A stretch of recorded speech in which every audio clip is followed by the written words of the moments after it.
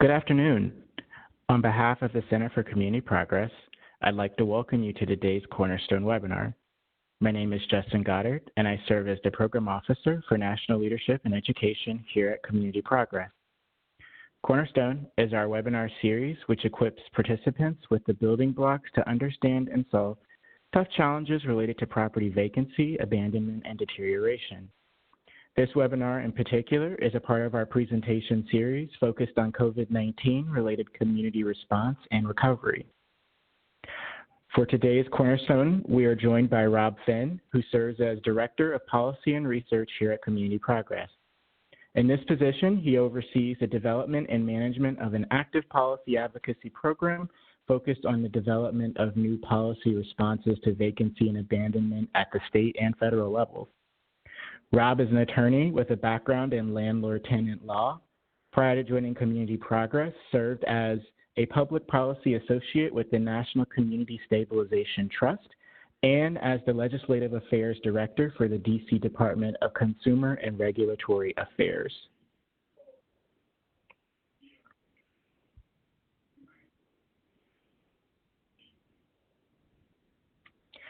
Before turning it over to Rob, I want to mention that we will allow time at the end of the presentation to answer questions. If you have a question during the presentation, please type it into the Q&A box on the right-hand side of your browser and send it to both the webinar host and all panelists.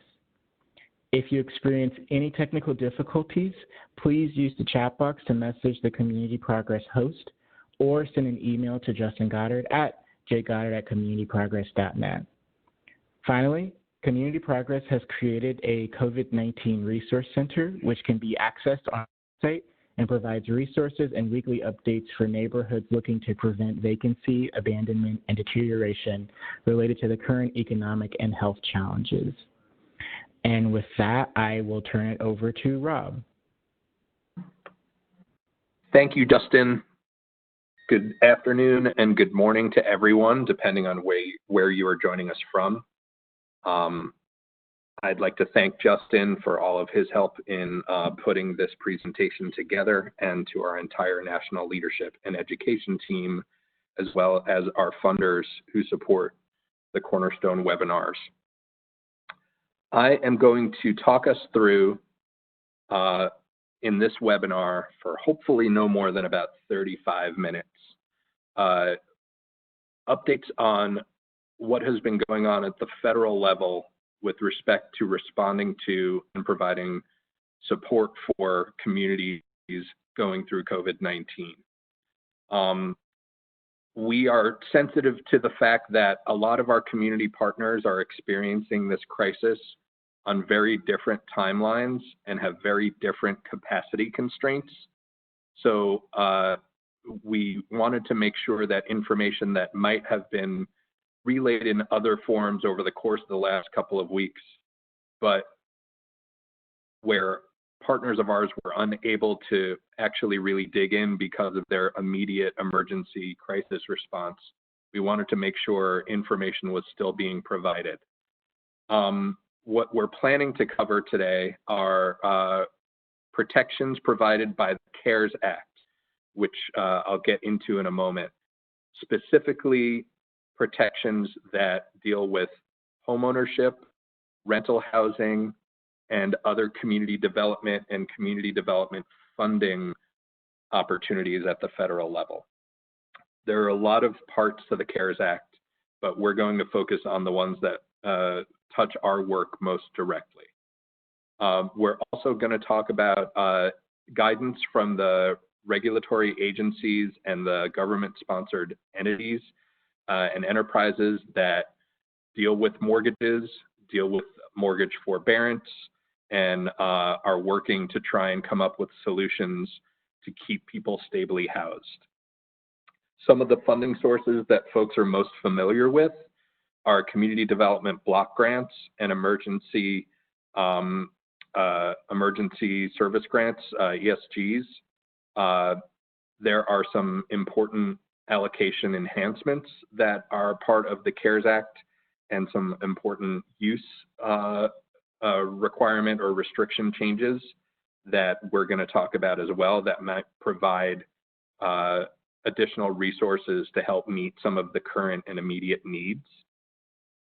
Also just going to talk briefly about what looks like it lies ahead and ways that folks can be engaged and become involved in important policy conversations and important policy advocacy. So a couple of disclaimers. As I had said earlier, there are different capacity constraints and different timelines. So many organizations that we work closely with have provided a lot of information through webinars and email distributions and weekly roundups. And we know some folks have been on multiple webinars that talk about the different moving parts of the CARES Act.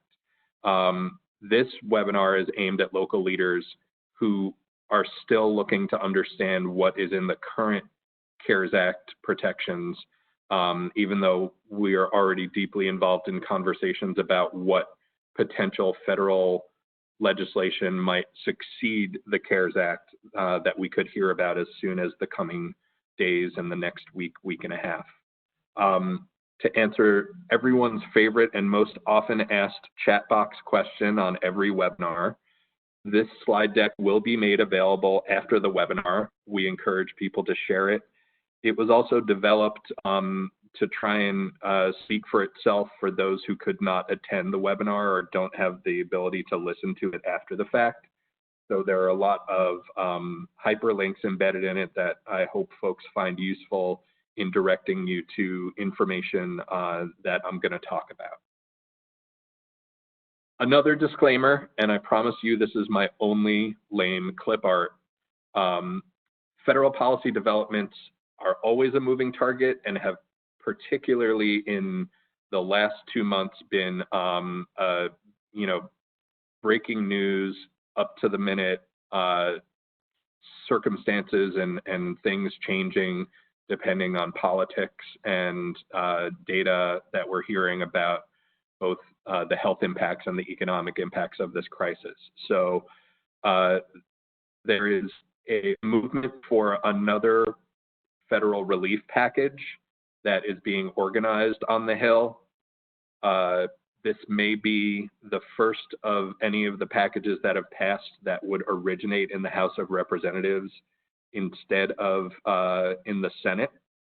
But the House is actually not back in session yet.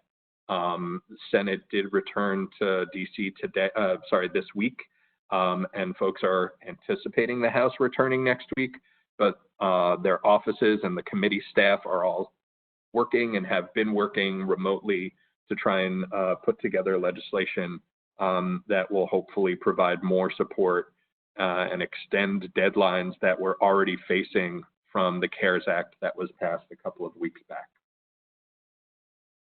So first I'm going to talk about the CARES Act. CARES stands for Coronavirus Aid, Relief, and Economic Security. It was signed into law on March 27th. There's been a lot of coverage and a lot of folks have tried to take advantage of some of the funding and the benefits that fall under the CARES Act.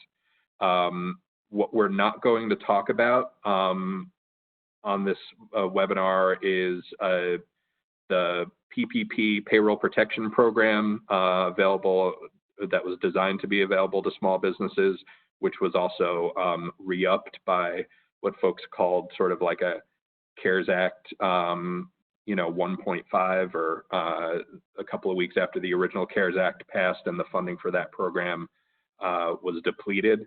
We're not going to talk about the enhanced unemployment assistance benefits or the one-time payments that were distributed to taxpayers and are still being distributed to taxpayers. We are really going to try and focus on the community development and housing related sections of this very large and very expensive bill. The bill is broken out into many titles. If you are trying to work your way through the legislative text, considering how much is in this bill and how quickly it was passed, it's not surprising that It is organized a little bit, it's a little all over the place with respect to things being in various different places. So you might not necessarily find everything related to housing or related to community development all in one place. You really have to look around for it. But the bill, the link that is here for HR 748 is easily searchable, and the bill text is you'll be able to find what you're looking for. One thing to keep in mind as you are considering what protections might apply to the situation in your community that you're worrying about, whether it's mortgage forbearance or eviction moratorium, there are different and sometimes confusing definitions of what the covered or effective period is. I'm not going to go into too much detail, but I wanted to make sure this slide was in there so that folks are on the lookout if they are trying to understand how long this program or these benefits last. In some places, it specifically says whichever occurs first, either the end of the national emergency or December 31st. Some places don't define that at all. So just be on the lookout for it. It is also something that I know folks working on new legislation are trying to clean up and make more consistent, which is not uncommon in a situation like this where we're working really hard and working really quickly to try and pass substantial legislation. First, I'm going to talk about the protections available to homeowners under the CARES Act. Our organization was created, as several organizations we work with, in the aftermath of the last housing crisis, the mortgage collapse and the Great Recession. So as we look towards potential future foreclosures, vacancy, and abandonment, understanding what protections are available to keep people in their homes is really important for us, and it's really important for the communities in which we work. Section 4022 of the CARES Act contains the protections relating to homeowners with respect to foreclosure moratorium and the right to request forbearance. All of the protections contained in the CARES Act for homeowners with mortgages apply only to federally backed mortgage loans. So loans that are owned by what are commonly referred to collectively as the GSEs, the government-sponsored enterprises, Fannie Mae and Freddie Mac, who often will buy someone's mortgage after it is originated by another institution. The Federal Housing Agency under HUD also insures mortgages. And then there are mortgage programs through the U.S. Department of Agriculture and the Veterans Affairs Department. Forbearance, to define it, is essentially a suspension of a borrower's monthly mortgage payments, either completely, where they would pay $0 per month, or some agreement that would reduce a borrower's monthly mortgage payment during a specifically defined period. The CARES Act creates a right to request forbearance, but it must be requested by the consumer. The consumer has to make some type of contact with their mortgage servicer, which is the organization, the entity that they pay their mortgage to and that sends them monthly mortgage statements. The consumer has to make contact either online or on the phone, and we know from what we've heard and read that consumers are having a difficult time getting through, and mortgage servicers are working hard to try and expand their capacity to take calls and field requests online and by email. But the CARES Act requires consumers to request the forbearance, and they have to attest to a hardship, either direct or indirect hardship related to the COVID-19 crisis. The CARES Act says that the servicer shall grant the borrower's initial request for forbearance for up to 180 days. So a borrower is entitled upon first request for a forbearance period of up to 180 days. The mortgagor, the person the owner occupant with the mortgage, sometimes folks will call them the borrower, also has a right to extend their forbearance period an additional 180 days, again, upon request. So what's essentially built into the CARES Act for federally backed mortgage loans is up to 12 months of forbearance. In the aftermath of the crisis, when loss mitigation strategies were being pursued to try and keep people from being foreclosed upon, the issue of what type of documentation process became one that created a lot of hardship for providing relief to borrowers. So the CARES Act does not require documentation, but it does require a borrower to attest to their hardship. They have to make a statement to the mortgage servicer that they're impacted either directly or indirectly by the COVID-19 crisis. The requests for the additional 180 days have to be made during the covered period, which again, there is a little, I don't think this section explicitly defines a date to it. Also, if a borrower is able to resume making their payments, the borrower can opt to shorten or end the forbearance period. It's only at the borrower's election. The mortgage servicer can't say, we agreed to give you 6 months of forbearance, but we're deciding now to give you 3. One important component of understanding whether these protections apply to a borrower is for the borrower to know who owns their mortgage. If your mortgage might be serviced by a bank, but not owned by your bank, or not owned by that mortgage servicer. And sometimes ownership shifts. Also, sometimes who is servicing that loan shifts as well, and folks get notices about that. So there are lookup tools that exist so that borrowers can determine whether their mortgages are federally backed and thus subject to these protections. One thing that advocates have been asking regulators to create is a centralized website, because right now folks have to go to multiple different sources to find out whether your loan is owned by Fannie Mae, by Freddie Mac, whether it's FHA-Insured, and there's a lot of discussion going on in the advocacy community and between advocates and regulators about making access easier because folks are already so stressed and having a hard enough time. So the easy tools that have existed since prior to this crisis are the Fannie Mae and Freddie Mac lookup tools, which are linked here. They're only available to the actual borrower or someone in that borrower's household, because it requires entering the last 4 digits of the Social Security number. I'll get into, when we talk about rental assistance, the challenges that poses to tenants in single-family rental situations to understand what their protections are.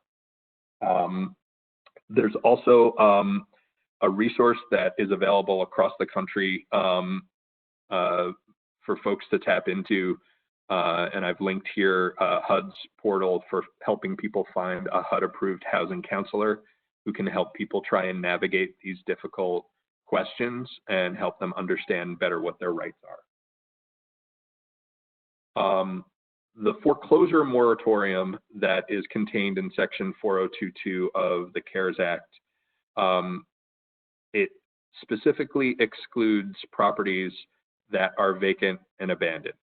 Doesn't define what that is, but what's important about that is while we want to fight to keep people in their homes, particularly in a health crisis where staying at home is a necessity in a lot of communities hit hard, we are sensitive to the fact that time is the enemy in a lot of communities with vacancy and abandonment. You don't want a vacant and abandoned home to sit longer than it needs to before it can go through the foreclosure process and either be foreclosed on for property tax purposes or foreclosed on by the mortgage to just get it into some sort of responsible hands. So, so vacancy and abandonment was excluded from the foreclosure moratorium, but the foreclosure moratorium contained in the CARES Act is expiring essentially within the next 2 weeks. It was a 60-day period that began on March 18th, so it's due to expire on the 17th of May. Also, there are many states where just simply there aren't any foreclosures going through by virtue of the fact that the state's courts are not hearing cases. They're only hearing emergency cases. So there is, people recognize that that moratorium is about to expire, and I know it's a topic of discussion for legislation that's being worked on in the House right now. I want to talk real briefly about some states have created state programs aimed at coming to agreements with mortgage servicers operating in their states as to what consumers' rights are. What's troubling about some of them, and I'm going to identify the ones that have been brought to my attention, are in the states of Michigan, Connecticut, and New Jersey specifically. They're agreements typically by the Department of Insurance and Banking to provide some type of relief for all homeowners and all borrowers, because the CARES Act protections only apply to federally backed loans. So the state mortgage programs, and you'll see I've linked here when you get the deck, the program that was announced in Michigan a couple of weeks ago. The state programs are better than nothing for folks who do not fall under the CARES Act protections, but the messaging around them is confusing. If you were a borrower in the state of Michigan and clicked on the Michigan mortgage website that I've linked here, all you would see is that the most you could get in the form of relief if you are a homeowner in Michigan is 90 days of forbearance that you would need to provide documentation for. Buried into a frequently asked question on that website is a link for folks to determine whether they have a federally backed loan or not, but there isn't anything that is communicating clearly that many folks will actually have greater protections that they are entitled to under the CARES Act. So we've been having some conversations both at the congressional level and at the state level, trying to figure out how to clean this messaging up so that we certainly appreciate the work that states are doing to level the playing field for non-federally backed borrowers. But we're just concerned about some of the confusion that those programs are unintentionally creating. So next, I'm going to turn to protections available for renters under the CARES Act. So there is a temporary eviction moratorium in place contained in Section 4024 of the CARES Act. Again, this applies specifically to federally backed rental housing, which is defined pretty broadly. Programs through HUD, USDA, the Low-Income Housing Tax Credit, Section 8, both voucher and project-based, public housing, housing opportunities for people living with AIDS. Any program, for ease of reference in this legislation, they've just referred to all of the housing programs that are contained and referenced in the Violence Against Women Act. So that's what's linked there, so folks understand what falls within that definition. The eviction moratorium in the CARES Act also applies to federally backed 1 to 4 family mortgage loans. If there's an owner-occupant in a 2-family house who has a Fannie Mae or a Freddie Mac or an FHA loan, they are required to observe the temporary eviction moratorium with respect to their tenants. Same goes if any of those federally backed loans are what a small mom and pop landlord who might not live on site, who they pay their mortgage on their rental property to every month. They are required to provide this temporary eviction moratorium. The moratorium prohibits landlords from evicting tenants for non-payment of rent for 120 days from the enactment of the CARES Act, which brings us to July 25th, 2020. That it does not exclude other for-cause eviction filings.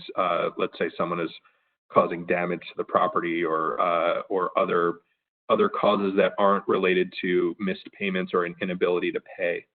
I've linked in on this slide a very useful document that has been created and is being updated as news develops by the National Housing Law Project, who have followed this work and contributed to this work closely. And I encourage folks dealing with rental situations to make reference to that as well. Section 4023 also contains a section about forbearance that's available to multifamily borrowers who own multifamily buildings. Again, this applies exclusively to federally backed multifamily borrowers. They have to request the forbearance. They are under an obligation to document their hardship, and they get up to 90 days of forbearance in 30-day increments. Tenants in these properties where the borrower landlord receives multifamily forbearance are protected against eviction, but again, for non-payment only. Landlords also cannot charge those tenants for late fees or penalties, and cannot issue a notice to vacate during their forbearance period. It can be a little confusing trying to read the multifamily forbearance eviction moratorium and the broader eviction moratorium together. One thing to keep in mind is, depending on when the forbearance is requested, if a multifamily landlord ultimately receives forbearance sometime starting in July, that forbearance period could potentially extend beyond the deadline for the broader eviction moratorium that is due to expire under the previous section I referenced. One thing to keep in mind for all of these renter-focused eviction moratoria contained in the current federal protections is that tenants are still on the hook for rent. They cannot be evicted for not paying that rent, and they cannot be charged late fees or penalties for not paying that rent or not paying that rent on time, but tenants still have that rent obligation. There are grave concerns about what will happen for tenants who have been protected by the eviction moratorium, but will have to pay that rent after the moratoriums end. And if they have lost their income or have been impacted by COVID-19 directly on a health basis, how they're going to be able to pay their rent arrears is a great concern for a lot. As we had talked about lookup tools for borrowers, there are lookup tools for tenants that have just been created. Advocates last week sent a letter to the federal regulators identifying the need to allow tenants and advocates working on behalf of tenants to look up whether their property is covered by the CARES Act. Fannie Mae and Freddie Mac now have multifamily lookup tools that are address-driven that will help tenants and tenant advocates understand what protections are available. The National Low-Income Housing Coalition has also developed a very broad lookup tool for CARES Act covered properties on a national basis, which I've linked here. It encompasses LIHTC properties, Section 8 properties, and a lot of other properties that they've been able to source through multiple data sets. We've also heard stories anecdotally that some single family properties have been showing up on that address-driven search tool. But we are still advocating for the ability to look up on a property address-driven basis whether a whether a single family, which is defined for federal purposes as a 1 to 4 family home, is covered by the CARES Act. Right now, if you rent a single family home, as many people in this country do, you have no way of knowing what your rights are under the CARES Act and whether the eviction moratorium applies to you or not. And we're hoping that that changes. And again, we're also hoping for some type of centralized information clearinghouse website that people can turn to get all of their questions asked in one place and not have to jump between various different federal agencies in order to get their questions answered. Now I'm going to talk about agency guidance in response to COVID-19. The Federal Housing Finance Agency is the regulator that regulates Fannie Mae, Freddie Mac, and certain other institutions that are related to the housing ecosystem. What the CARES Act does not provide in the statute is direction to mortgage servicers about what happens after a mortgage forbearance period ends. However, the guidance that the GSEs have put out does provide instruction as to what loss mitigation options should be made available to borrowers who are coming to the end of a forbearance period.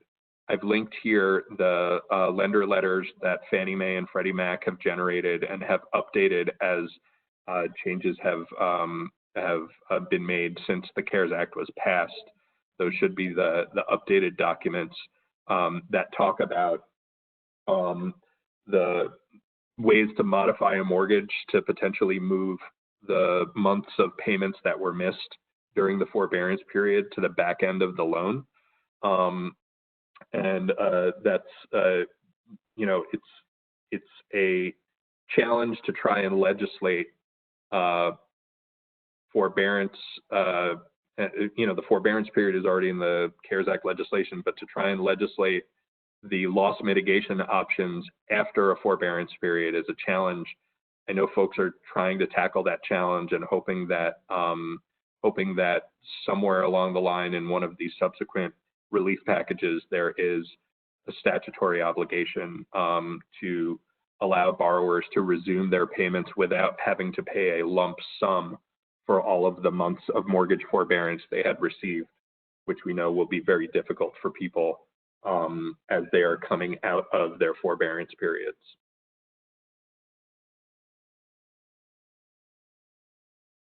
Also, for FHA-insured mortgages, HUD has also released guidance on post-forbearance options, and it adheres mostly to the CARES Act. We have advocated, along with other advocates organized by the National Consumer Law Center, to ask HUD to revise this guidance and improve its policies.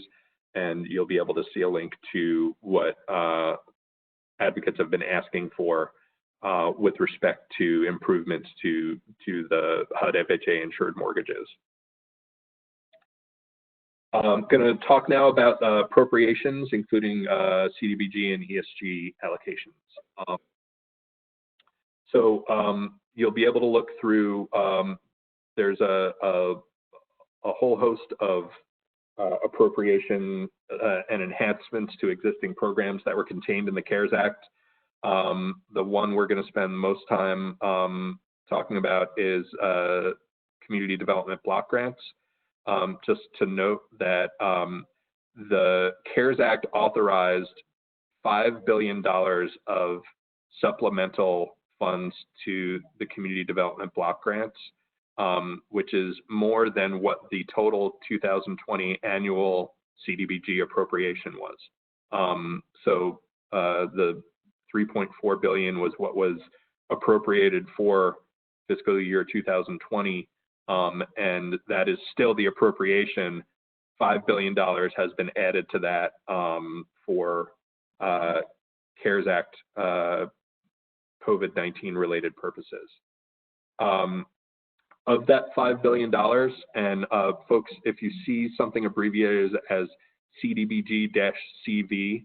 That is a reference to the CARES Act allocations. $2 billion of that should have been already allocated according to the formula already in place for the fiscal year 2020 allocation. We're expecting sometime by next week information about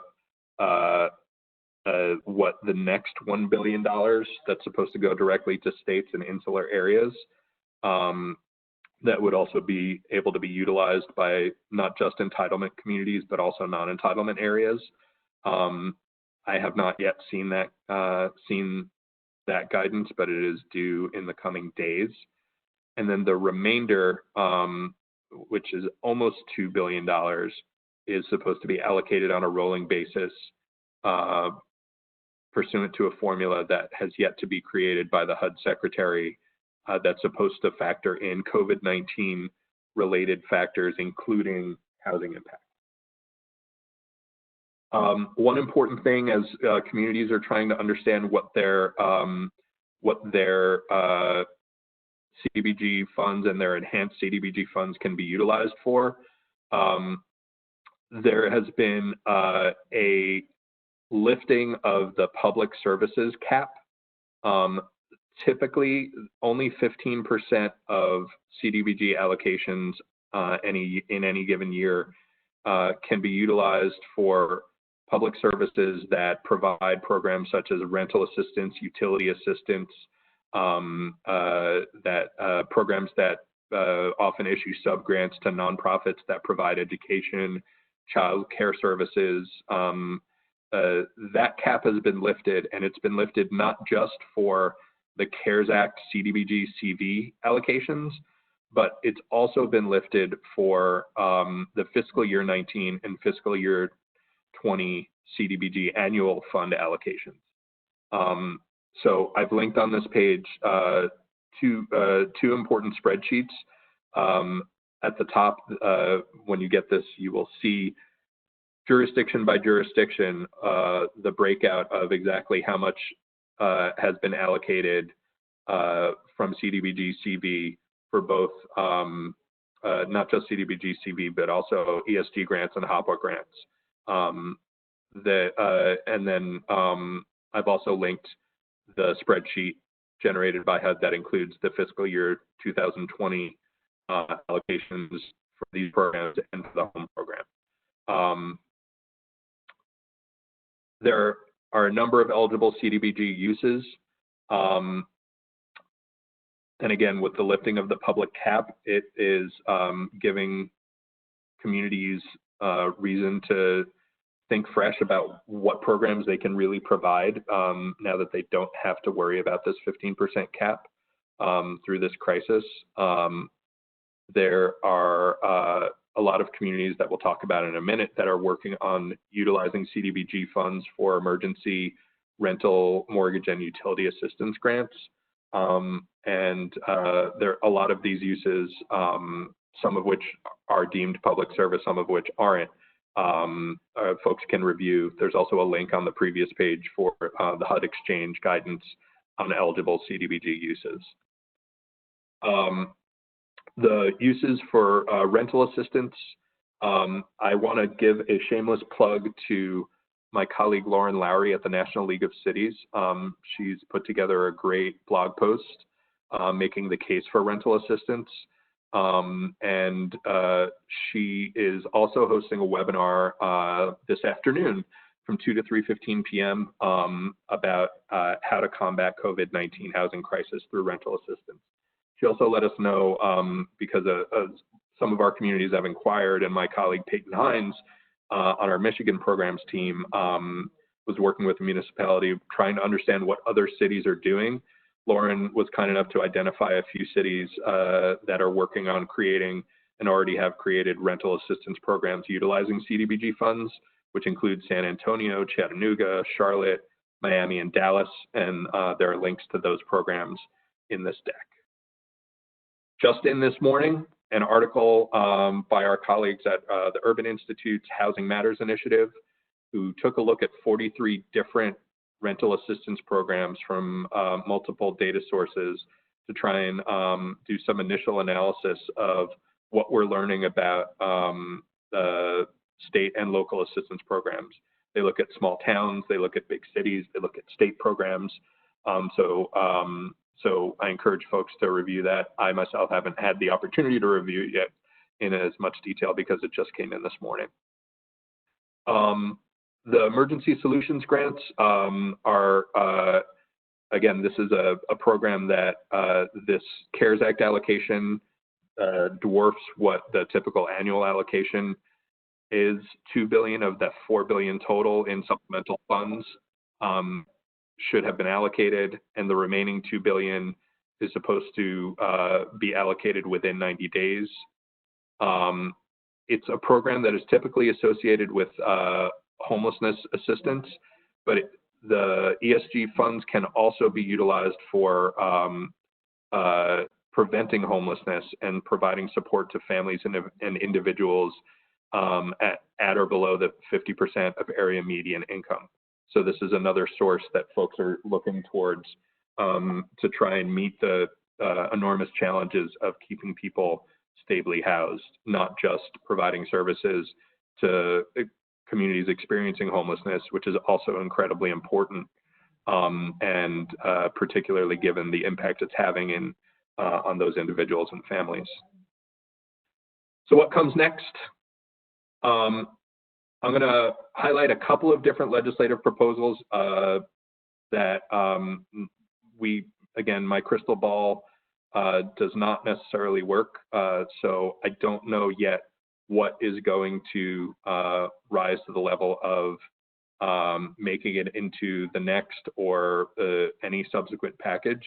I do know that Congresswoman Maxine Waters, the chair of the House Financial Services Committee, her staff and her committee staff have been working tirelessly to try and broaden the relief available to people impacted by this crisis. Back in March, they introduced a comprehensive plan with a lot of different moving parts. I've linked to that legislative proposal. It is broad. It contains a lot, including a complete suspension of all consumer debt payments, including mortgages, credit cards, car loans, additional funding for CDBG and ESG, homeowner assistance, monthly payments to adults and children, up to $2,000 per adult and $1,000 per child. There's a proposal that has gotten some media attention this week, originally introduced in the House by Congressman Heck. It should be introduced sometime before the end of this week in the Senate by Senator Brown, Sherrod Brown of Ohio, Emergency Rental Assistance Act that would provide $100 billion in rental assistance over 3 years.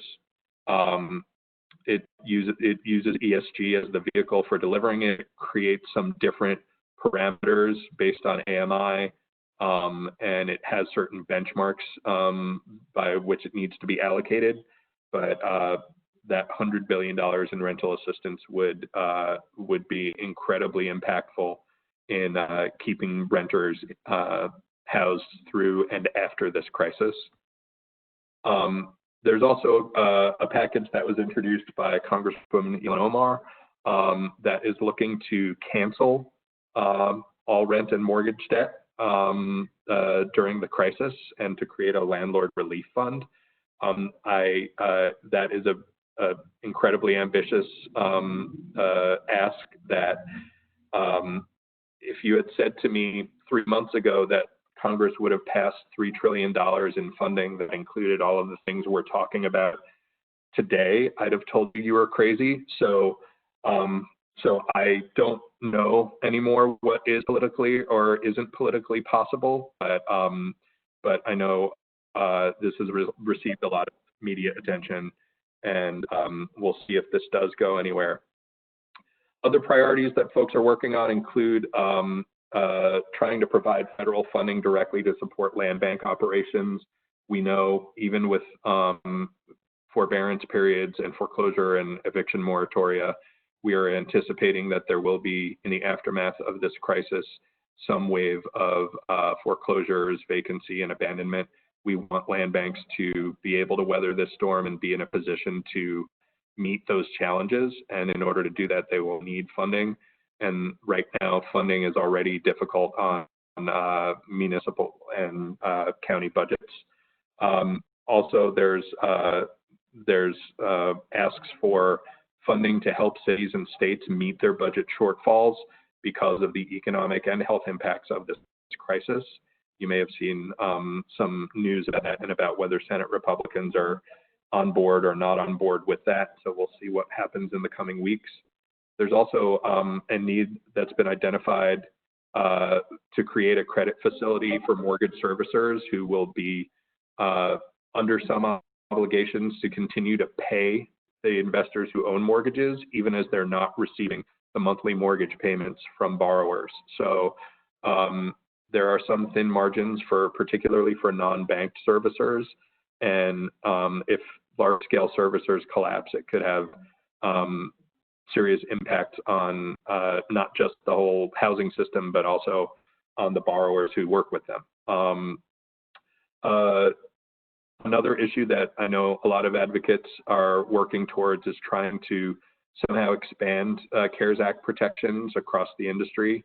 And I think that would be something that folks have never seen before, but it would create a lot of consistency and would make those lookup tools that we spent a lot of time talking about unnecessary if all of the rules of the road applied to all actors in the mortgage space. So I'm going to bring it to a close shortly. Just wanted to highlight a few things you can do. Reach out to your members of Congress and let them know these programs are important, and that they need to be funded, and that people need to be protected and stably housed. You can work within your state and reach out to statewide advocacy organizations. A lot of municipalities have their own lobbyists who should be engaging with legislators about this. We have our COVID-19 Resource Center. Other organizations are working to create their own. Sign up for them. Submit public comment letters when opportunities become available. They do matter and they are important. And this administration is continuing to participate in the rulemaking process even through this emergency.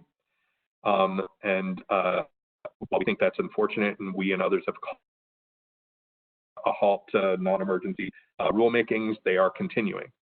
Also, colleagues of ours at AFR and NCLC have been working on assembling a story bank that is telling the individual stories of what homeowners are going through. And so I've linked that portal where folks can upload their stories and help. That really does help legislators, policymakers understand what's happening. And now I'm going to pause for a moment and take a minute to review any of the questions that have been submitted. And so I'd ask folks to be patient as I take a review. Grab a glass of water and I'll be back with you in just a minute.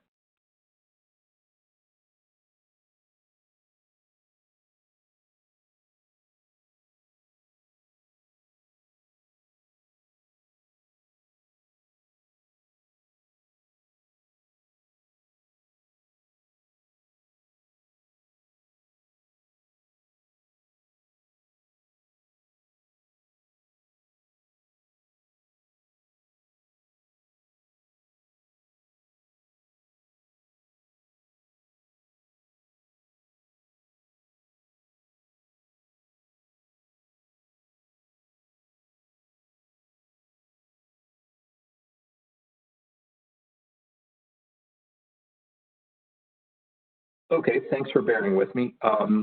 One of the questions that was asked is whether consumers or what criteria can a mortgage servicer use to try and deny someone a request for mortgage forbearance. Under the CARES Act, a borrower need only identify that and attest to the fact that they have experienced hardship as a result of COVID-19. And it doesn't need to be a direct result, it can be an indirect result. So if you've lost work, or if your hours have been reduced, or if you have to take care of a sick family member, or if you are sick yourself, all of those would qualify. Servicers should not be requiring any proof of that in order to approve requests for forbearance. Whether that is actually being followed through on and implemented by servicers, folks are trying to keep a watchful eye of. But there isn't a hardship formula that servicers should be forcing folks to demonstrate beyond the attestation that they have been directly or indirectly impacted by COVID-19.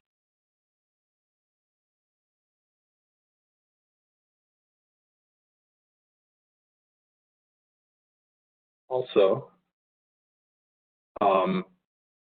question that was asked was whether consumers have the right to request that their payments under forbearance be added to the end of their payment schedule rather than some payment due at the end of the forbearance period.